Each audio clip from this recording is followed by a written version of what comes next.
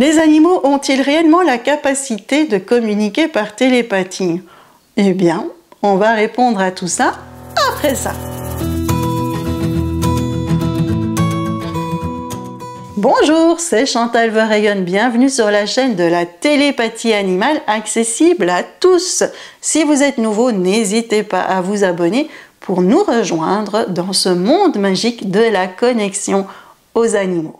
Alors, les animaux ont-ils réellement la capacité de communiquer par télépathie? Dans le mot télépathie animale, vous avez, on l'avait vu, la partie télé qui signifie à distance et vous avez la partie pathéa qui signifie échange d'informations entre deux êtres sans utiliser les cinq sens. La télépathie animale, c'est donc un échange d'informations entre un humain et un animal vivant, sans utiliser les sens sensoriels.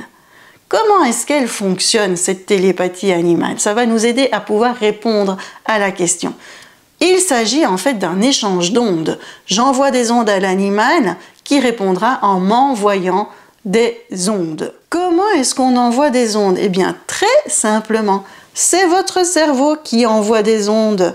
Et oui, c'est aussi simple que ça. Votre cerveau possède des ondes cérébrales. Les ondes cérébrales sont des signaux électriques produites par nos cellules nerveuses. Ces ondes cérébrales sont mesurées par un électroencéphalogramme qui enregistre l'activité du cerveau à partir d'électrodes qu'on va placer au niveau du cuir chevelu. Lorsque vous pensez à quelque chose, eh bien, vous émettez des ondes.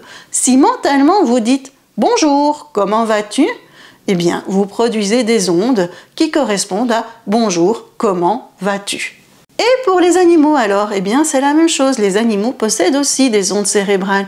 Elles peuvent être enregistrées chez toutes les espèces. Mollusques, vers de terre, insectes, pieuvres, chats, chiens, chevaux, eh bien, émettent des ondes. Toutes les espèces peuvent donc émettre des ondes et faire un échange d'ondes avec nous. L'humain, il a tendance à diminuer la capacité des autres êtres vivants qui l'entourent. Quand je suivais les cours de comportement félin et canin, j'en ai entendu des choses sur la communication des animaux, sur la télépathie animale.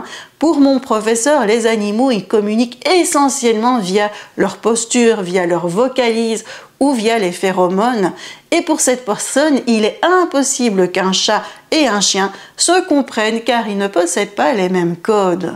C'est vrai qu'un battement de queue chez un chien n'a pas la même signification qu'un battement de queue chez un chat. Est-ce que c'est pour ça qu'ils ne se comprennent pas?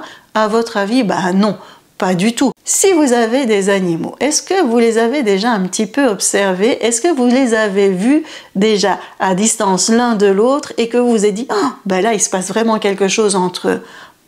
En fait, qu'est-ce qui se passe? Ils utilisent aussi la télépathie. Ils arrivent à se comprendre sans problème, en dehors toujours du comportement. Et pour finir, je vous dirais que l'on pourrait être étonné de tout ce qu'ils peuvent faire grâce à leurs ondes cérébrales, car nous voyons les animaux avec le prisme d'un œil humain, avec le filtre de l'œil humain. Et nous évaluons souvent l'animal par rapport à nous. Mais il n'y a pas très longtemps, on vient de découvrir des ondes cérébrales totalement inconnues chez une pieuvre. Je suis certaine que les animaux pourraient nous surprendre encore.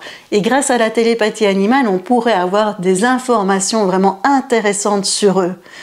La télépathie animale, elle change vraiment notre vision de l'animal. Bon, maintenant, il est temps de nous quitter. Prenez soin de vous et de vos animaux. N'hésitez pas à vous abonner pour être tenu au courant de la sortie de la prochaine vidéo. Moi, je vous fais des gros bisous et je vous dis à tout bientôt.